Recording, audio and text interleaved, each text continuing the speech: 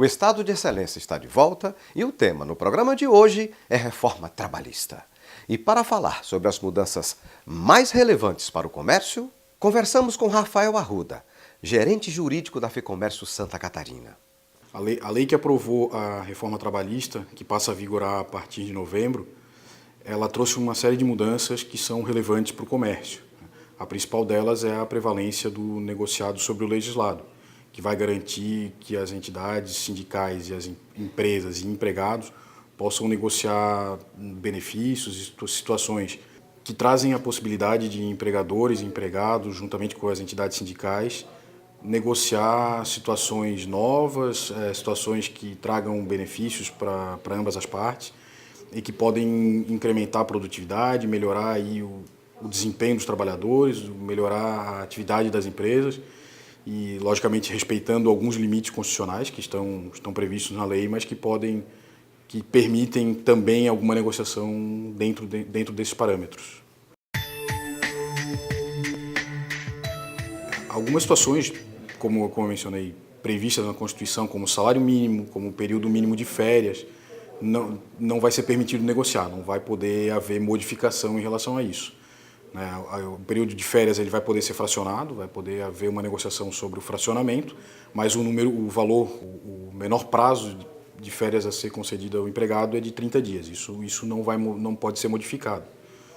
Alguns outros itens, como hora extra, o percentual de acréscimo, fundo de garantia, o depósito dos valores, isso também não vai poder ser negociado. Isso permanece da forma como está. Outra mudança significativa é a extinção do contrato de trabalho por comum acordo. Quando empresa e empregado chegam a um consenso de que o contrato de trabalho vai se encerrar e não vai mais haver a prestação de serviço, e se exime de algum tipo de pagamento de verba, se faz um acordo que acontece, e no passado aconteceu muito de maneira informal, e hoje ele vai ter previsão legal, a empresa e o empregado vão poder compor e a questão de multa de fundo de garantia, ela vai poder ser paga num percentual de 20%, ao contrário dos 40% previstos hoje, né? Além de o empregado também poder acessar os valores de fundo de garantia que ele tem, também de maneira proporcional, mas ele vai poder acessar isso, né? Também vai haver alguma vedação em relação ao seguro-desemprego, ele não vai poder aderir ao seguro-desemprego e receber esses valores, né? Mas isso vai facilitar muito o desligamento do empregado, que muitas vezes o empregado quer sair e a empresa acaba não mandando embora porque o custo para isso é muito alto. E quando houver esse tipo de acordo, vai poder minimizar aí o custo com isso. As dispensas coletivas, elas podem ocorrer e aí em situações específicas, com questão de dificuldade da empresa ou até mesmo encerramento de atividades, né? E a legislação ela prevê essa possibilidade desde que haja o cumprimento de alguns requisitos, e isso poderá ser feito pela empresa em acordo com seus empregados. É um pouco diferente do que vai acontecer com a questão do mútuo acordo para encerramento do contrato, que tem que ter a anuência do sindicato. A legislação vigente, ainda vigente, que se encerra em novembro, ela previa que o intervalo entre as jornadas se tratava de uma situação de cuidado com saúde e segurança do trabalhador, né? E a nova legislação ela desconsidera que esse intervalo seja uma situação de proteção da saúde do trabalhador e considera, sim, o interesse do trabalhador, em muitos casos, de diminuir o seu horário de almoço para poder sair mais cedo, ir embora meia hora antes, né? Muitas vezes o empregado vai trabalhar, vai almoçar no refeitório da empresa e não tem o que fazer nesse período além dos 30 minutos, né? Então, a nova legislação permite que se diminua o horário, o intervalo de almoço até 30 minutos, não menos do que 30, né? Mas permite que a empresa, em acordo com o empregado, faça essa diminuição e permita que ele tenha essa liberdade, essa modificação e possa usufruir desse período de uma outra maneira, diferente da legislação anterior, que não permitia isso.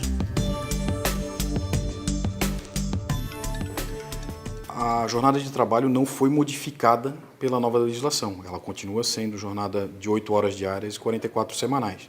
porém o que se permite é que haja negociação sobre a forma como essas jornadas vão ser aproveitadas pelas empresas e elaboradas pelos empregados, que vai permitir que uma diminuição de jornada num dia se compense no outro, que se aumente a jornada por uma situação específica.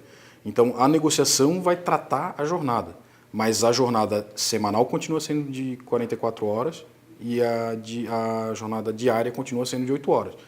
O que se vai se permitir são questões de hora extra, questão específica, que vai se trabalhar a negociação e dentro do que for negociado vai se poder exceder o que a lei traz hoje. Alguns outros temas previstos na legislação ainda podem sofrer modificação ou até alguma espécie de regulamentação via medida provisória ou até mesmo decreto. Ainda não existem esses documentos, né? Alguns deles, o trabalho intermitente, teletrabalho, questão de insalubridade, trabalho em locais insalubres para gestantes, são assuntos que ainda vão ter alguma discussão e devem ter alguma modificação, né?